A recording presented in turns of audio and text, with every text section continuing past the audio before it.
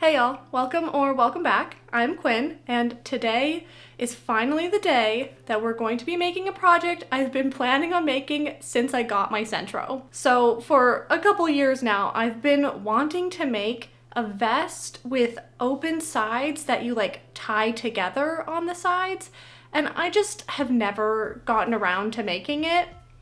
But today is that day. So the yarn that I've set aside for this project is really cool.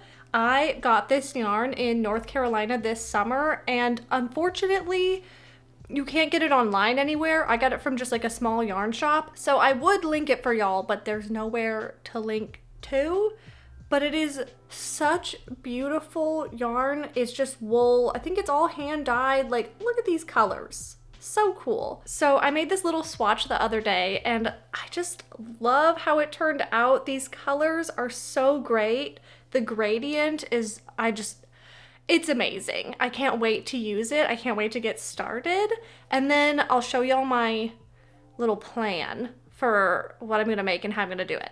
So the vest is gonna be pretty boxy, like pretty rectangular, except for around the neckline. I'm gonna go in and bind off some stitches and then do some decreases to create the kind of curved shape for the neckline. And I'm gonna do 4 panels like always. And then once I am done making all 4 of the panels, I'll sew the shoulder part together. I don't need to sew the sides together. Amazing. And then I'm gonna go in and add a collar. And then same for the ties, I have to add those on at the end. And then for some more minor details on the vest, I'm gonna start with 2 columns of knit stitches on the very edge, and then 2 columns of purl stitches, and then the rest will just be knit. So there's that. Hopefully that's gonna help the edges from curling so much. And then on the bottom, I'm going to attempt to do 2 rows of garter stitch. We'll see how that works out. I think I can do it. I think it's not gonna be that bad. First thing we gotta do is unravel this little gauge swatch. I don't have a ton of yarn, and I'm a little worried about having enough, so none of it can be wasted. That's why it's still attached to my cake of it, because I knew I was gonna unravel this when I made my swatch.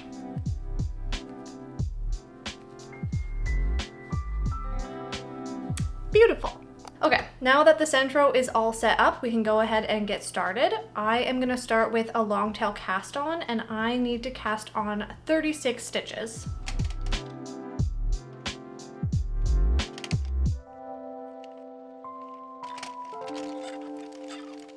Okay, I've cast on and I've knit a couple rows. Now I need to turn those couple rows into garter stitch rather than stockinette, and like, I know how to do it, but I think it's just gonna be really weird because there's, I've only knit 2 rows, so it's just gonna be a little hard to handle. And I need to take the edge stitches off their needles and like undo them and then redo them in garter stitch, and like, that sounds awful. Like, like the edge stitches are just weird. And so I think they're gonna be weird, and I'm not excited to deal with that, but it'll be fine. We're testing things out.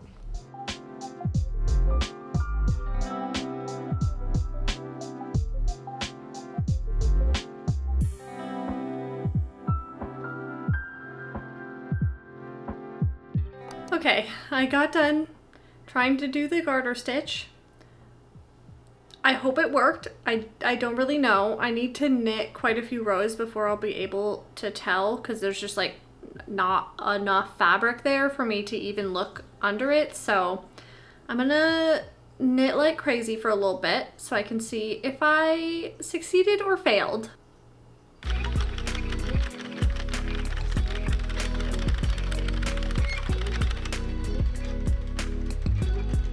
I'm about halfway to the point where I'm gonna need to start doing the neckline shaping. So my fabric is long enough for me to see my little garter stitch attempt, and I think it worked, but I realized while I was knitting that I still need to go in and do my 2 columns of purl stitches on like one side of this panel. So I want to get started on that before my panel gets too long. When I have to go in and do ribbing or anything like that on a super long panel, I always like to do it in batches because it's just so much easier. I'm glad I remembered that before I knit any further, because otherwise it would have been a lot more work than it really needs to be.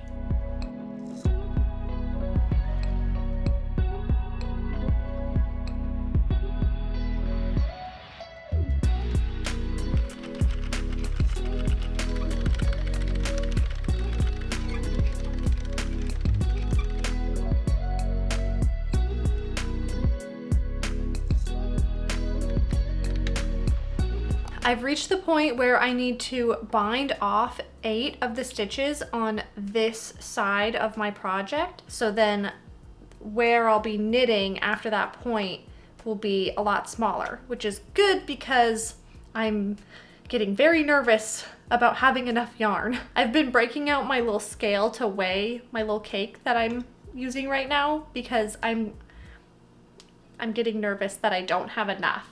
So if I don't use more than half of this cake, then we'll be good. But well, we're getting close. So it'll be good to have a smaller portion to knit because then I will use less yarn.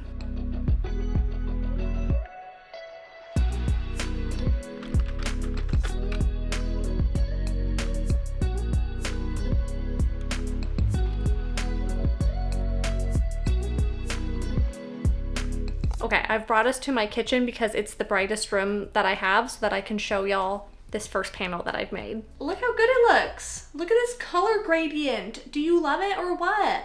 And look at this neckline. Like, look, it matches my sweater perfectly, which is nice because I did actually use this sweater as kind of my guide, you know, to get my measurements and calculations and all that. So it's nice to know that I can measure things and do math properly. I was a little nervous about the neckline, but I think that it's looking good so far.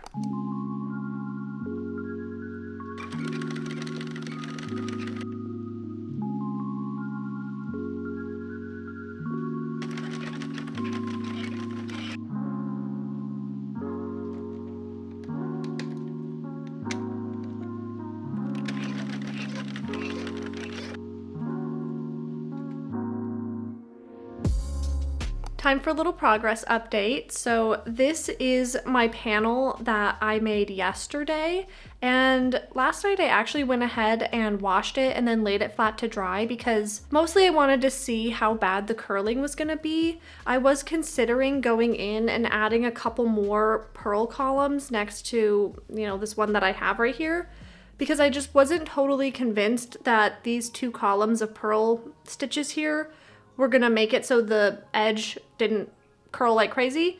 And so I needed to wash it and block it to see how that was gonna work. And good news, these 2 rows are perfect and the edge isn't really curling that much. And here is my second panel that I just finished. It's all curly, so it's kind of hard to see it, but it looks really cute. Look at these colors, I love them.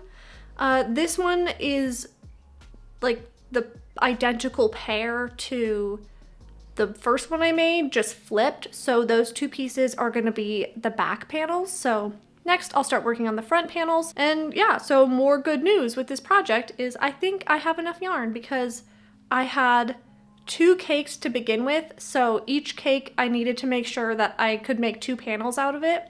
And I made 2 panels out of my first cake and I have a little bit left over.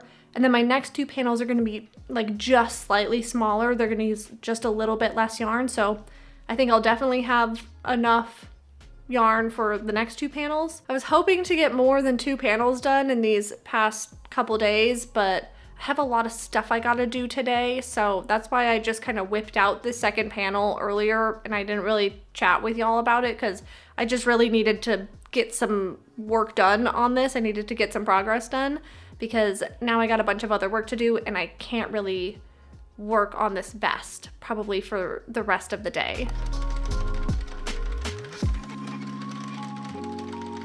It's been a couple days since I last checked in with y'all and I did not work on this vest at all over the last couple days, but I picked it back up again this morning and I actually finished the first front panel. So since the front panels are just a little bit smaller than the back panels, they actually go just a little bit quicker. So I finished this first front panel pretty quickly this morning.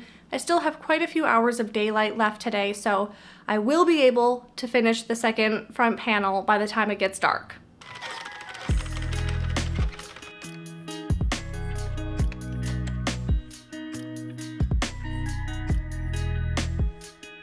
All 4 of my panels are done, so now it's time to block them. I don't usually block my pieces before they're all sewn up into a full garment, but I just kind of felt like doing that this time. I just feel like it'd be a lot easier to sew them together and deal with the whole neckline situation if all of the pieces were super flat and just, you know, easy to deal with. So I'm gonna go ahead and block them. And one of y'all asked if I would do a tutorial for how to block knitted pieces. I'm not gonna do like a super formal tutorial on how to block, but I will just bring y'all through my process and kind of explain what I'm doing and why. We're gonna start with either a tub or a sink and fill it with cool water. Then you're gonna take your garment or your pieces and you're gonna submerge them in the water. And once they're submerged in the water, you'll just let them sit there for around 30 minutes. It's been about 30 minutes, so my knit pieces are fully soaked through. So now we can go ahead and take them out of the tub. So as I'm taking them out of the tub, you'll notice that I'm just squeezing the water out of each piece very gently because I wanna make sure that my wool isn't gonna felt and that my pieces don't get stretched out in any way. So once you have your pieces out of the tub or sink and you've gently squeezed the water out of them, you'll want to put them sort of flat on a clean, dry towel, and you'll just start rolling them up in your towel. And then you'll just press the water out of your pieces into the towel. And once you're done with that, you'll notice that your pieces feel almost dry. So now we can move over to the floor and lay these pieces out and block them into their shape that we want. Before I show y'all the final step of my blocking process, I just wanted to talk about the final step really quickly. The way that I lay out my pieces or my garments to dry is a little different from what you'll typically see online because I don't have blocking mats, and as of right now, I do not feel the need to buy them. I don't ever make any projects where I truly need to pin my garments very accurately and very well into a blocking mat. So I just lay my pieces on the ground and then just kind of eyeball whether or not they look kind of symmetrical and they look good. Occasionally I'll break out a measuring tape and actually measure, you know, the measurements of my piece so that it's more accurate, but even that I don't do every single time. Some projects you do need that kind of accuracy, so having those tools is kind of necessary, but most projects you don't need it. So with that said, I will show y'all how I lay out my pieces on the ground so that they can dry and they look all nice. Basically, it's just while they're still kind of damp, you just place them on the ground and stretch and pull them until they look very even. So all of mine look pretty good. They look pretty straight. I'm satisfied with them, and I'm just gonna leave them here to dry until morning. So I will see y'all then. And here they are in the morning, all dry. So they are a lot, you know, nicer shape. They aren't curling really at all. They'll be a lot easier to sew together, and all the stitches are looking nice and even. So it's really easy, and it always makes a huge difference in your knits. All right, now that my panels are all ready, today is going to be a seaming day. I need to sew the 2 front panels together, the 2 back panels together, and then I need to sew the shoulder seams together. My plan for the seams down the middle is just to use mattress stitch, and then for the shoulder seams, I might graft them together, but we'll see.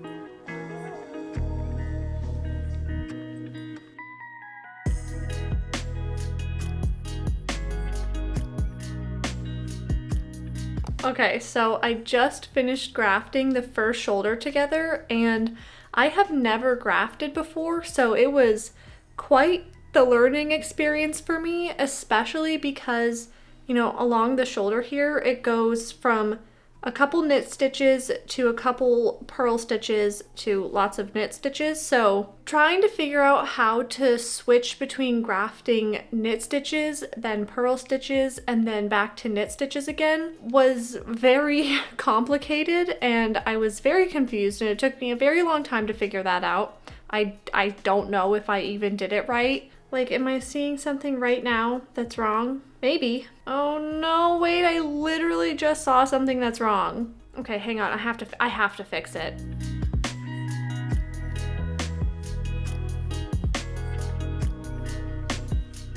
Okay, I think I fixed it. So now is the moment of truth where I will pull out these 2 strands of waste yarn and hope for the best, because once they're gone, there's really no going back. Oh my god, they're really stuck in here. What? I thought that this was gonna be like really smooth and easy and I would just be able to pull them out in front of y'all as like a nice reveal, but they're kind of stuck. All right, we're kind of struggling today, but everything's fine. The waste yarn was just like really stuck in there and I just kind of had to like rip it out. So, but we're good, So here, look, that's the grafting I did. It looks great, I think. You know, it's like, it's probably not perfect and the little purl stitch part is a little messy looking, but this is my first time ever doing it, so I think it looks pretty good. So now I have to do the same thing to the second shoulder and then we're done sewing for the day.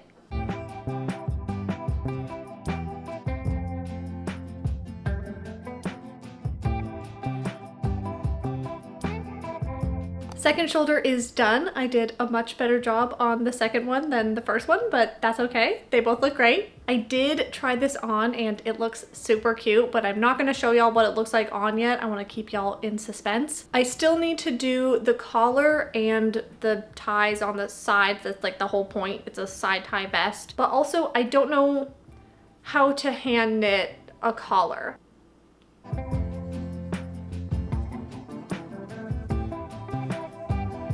I did a little bit of research last night on how to freehand knit a collar onto your sweater. So I did the first step. I went in and picked up all of the stitches around the neckline with my knitting needles.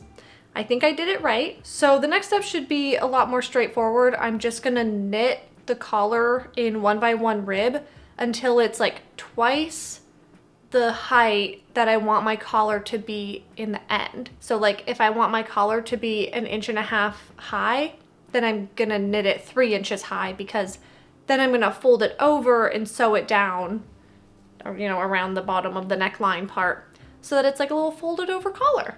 It'll be extra thick and super cute.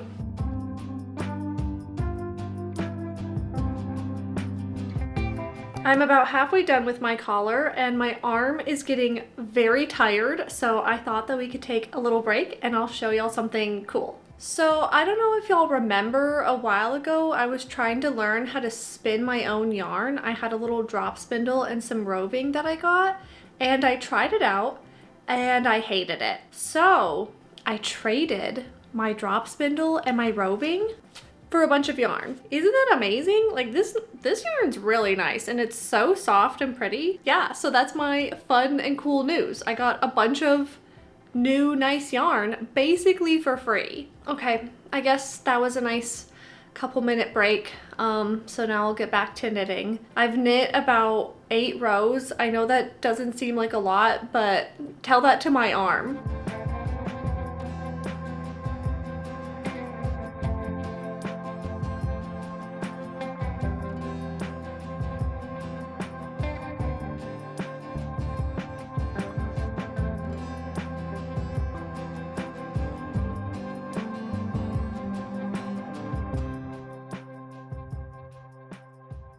The collar is all done, and I gotta say, for my first time ever doing a knitted collar, I think I did a pretty good job. I know the setup stitches are a little loose, but other than that, I think it looks pretty great. Now for the final step, I've got to make some ties, and this is all of the yarn I have left. So I think my plan is to just crochet 2 sets of ties and use up all the rest of this yarn. And I'm just gonna place, you know, 1 set here and 1 set here. I have it all marked out already.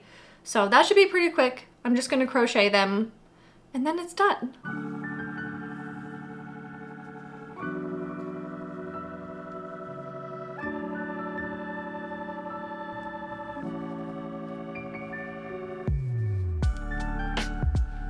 My greatest centro creation yet is done. I mean, look at this thing. Is this not the best thing I've ever made on the centro? Like, are you kidding? The colors, just, you know, the yarn was so good. This hand knit collar, pretty good, I think. The ties, so cute.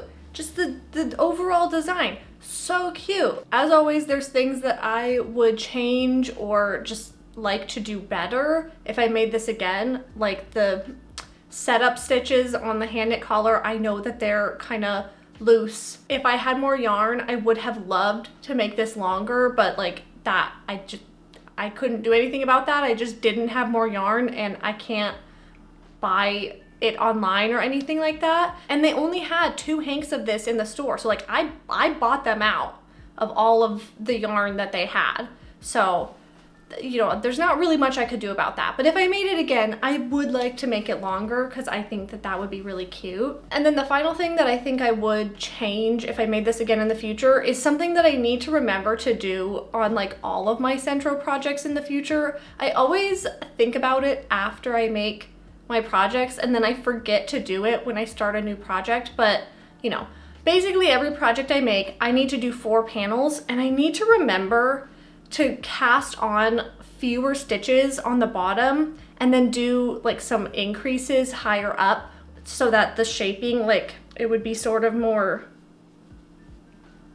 like this. Does that make sense? Because you see how it kind of puffs out in the middle like this? If I had fewer stitches on the bottom but then increase to get the normal amount of stitches that I want for the width, then I don't think it would have this kind of buckling. So I need to remember to do that for my projects in the future. And like I always think about it and then I forget, but if I say it here, then maybe I'll remember. I need to do that. But other than that, I think it's like real good. And this yarn, when I got it, I was just blown away with how gorgeous and nice it was. I really wanted to do it justice with whatever project I was gonna use it for, and I feel like I did that, so I feel very satisfied with that as well. And this is just perfect in time for this cold weather. It's like super windy and cold today, and this is keeping me nice and warm, so it's just what I wanted. So let me know what y'all think of my vest. I can't believe I finally made it. It's been a long time coming. As always, I want to give a shout out to my channel members. Y'all are the absolute best. I know I always say this, but I really can't stress it enough how much your support means to me, so thank y'all so much for being here. If you enjoyed this video, then remember to give it a like, and if you enjoy Centro content, then consider subscribing. I hope you'll have a great rest of your day, and I'll see you next time. Bye!